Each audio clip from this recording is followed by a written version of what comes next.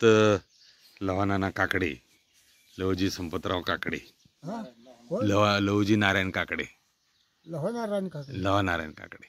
तर रामराजे काकडेंचे वडील त्यांना भाऊ म्हणायचे आणि दादा यांच्या मैत्रीचा किस्सा तुम्ही सांगत होते. तर काय नेमका किस्सा होता? तुम्हाला एखादा प्रसंग आठवतो का? किंवा तुम्ही आठवायला काय आहे का? प्रसंग आठवले हेरच होते ती दोन्ही गावात. अच्छा. कोणाची एक नाही दोन नाही काय नाही असं तिकून महिना मंडळाला तर हिकून जायची. साहेबाचा साधा त्या साहेबाचा साधा दाब होता. लय भारी माणसं होती ती. ह्यांनी सांगितलं का मला असं म्हणा म्हण? नाही, माझ्या डोळ्यासामने आता तेच की म्हणून तर तुम्हाला विचारतोय. तुम्हाला तो डोंगर बडझिनीने घेऊन दिला. ते राव बहादूर बडदे.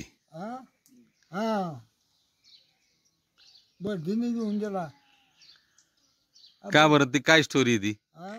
काय काय काय प्रसंग येतो? कशाला प्रसंग काढायचा?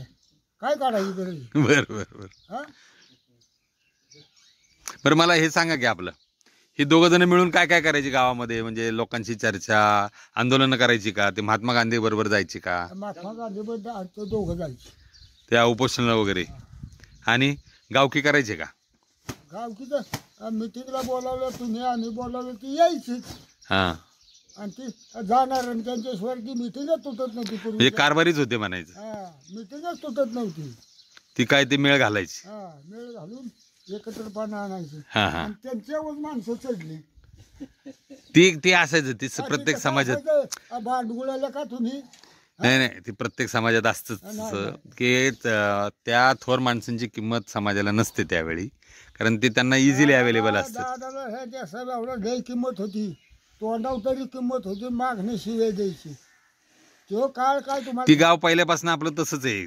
तोंडावर गोड बोलते, मागण्याशिवाय देते, नावं ठेवते. आता बी तसंच चालू आहे की. माझ्या बापानी देसाई भाऊनी शिवी नाही कधी दिली. आमचा बाप लय कार्य होता आमच्या गतीस. त्यांचे किस्से सांगा एक दोन तुमच्या वडिलाची. काय सांगू विषय? सांगा की त्यांचं कसं व्यक्तिमत्व होतं. तुमची सगळी भावकी आहे ना, आमच्या भाऊंच्या मागे असायची सगळी टोटल मध्ये. भाऊंचा म्हणजे आमची बैठकीला जर बसलं लग्न काय मॉडेल. हा, ते तुम्हाला माहिती आहे किस्सा बाबा. ते आमचे वडील सांगायचे. कोणाकडून नाही कोणाला गोरगरीब तर नक्कीच आणणार. पदरचे पैसे घालवायचे. हो, त्याच्यात मात्र त्यांचा हातखंडा होता. कधीच तुटू द्यायचं नाही. लय मोठे मोठे लग्न जमवले त्यांनी.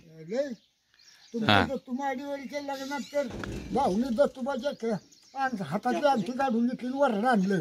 होय ना. अच्छा अच्छा अच्छा, चालतंय, ठीक आहे.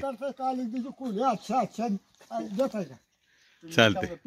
काय द्यायची? अहो, हे आठवणी असतात. आता हे आपला जो कोणी आता ह्याच्यावर काय नाही नाही, चर्चा होत नाही. आपण चांगलंच बोलायचं आहे ना. आपण कशाला कोणावर टीका करायची? आपण जवळची माणसं आहे. अलग लक्ष मनापासून आपण बोलतो. मी अंतर्मत सांगतो, ते सांगतो आपण मनातून बोलतो.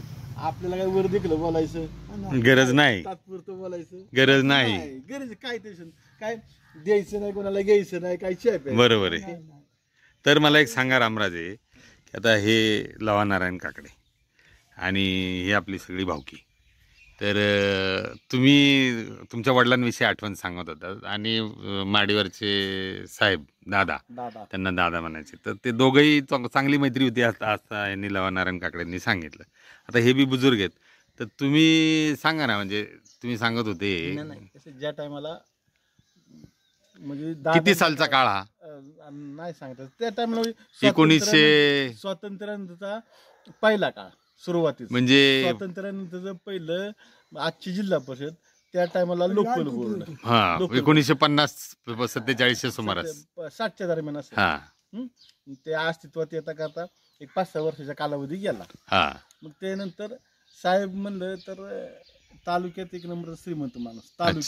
तालुक्यात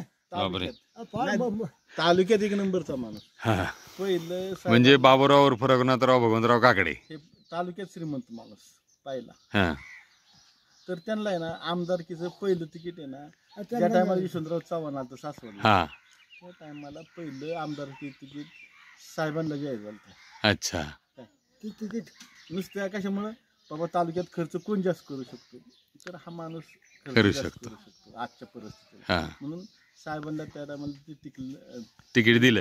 मला वाटतं बैलजोडी का गाय वासरू का नाही नांगर नाही नाही तसं नाही, खटारा. घरच्या तुमच्यातल्या मतभेदामुळं ती थोडस तिकीट नाही ती जाऊ दे, ती काय ती नाही काय, महत्वाचं, विषय नाही. ते पॉझिटिव्ह महत्वाचं. रामकृष्ण हरी रामकृष्ण हरी.